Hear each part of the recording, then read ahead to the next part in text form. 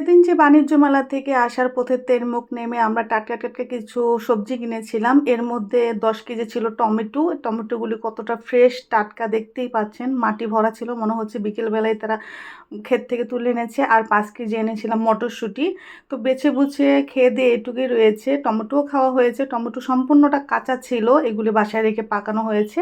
আর এই যে মিষ্টি কুমড়াটা ছিল ৫ কেজি, আর ফুলকপি আনা হয়েছে ২ টা, আর হলো এটা পেঁপে দেখা যাচ্ছে বেলের মতো, আর এখানে ছিমের বীজও আনা হয়েছে। তো যাই হোক, মিষ্টি কুমড়াটা কিন্তু অনেক বড় ছিল। আর এখানে আমি মটরশুঁটিগুলিকে একটু ভাপ দিয়ে এটাকে পানি ঝরিয়ে ঠান্ডা করে ফ্রিজে রেখে দিব, সারা বছর খেতে পারবো। আর টমেটোটা ভালো করে ধুয়ে নিয়েছি।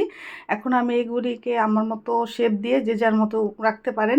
এভাবে রেখে যে পলিথিনে বা বক্সে ভরে রেখে দিতে পারেন, সারা বছর এই সিজনালি টমেটো খেতে পারেন। কারণ এগুলো একটু টক টক হয় না, খেতে অনেক ভালো লাগে তরকারির সাথে।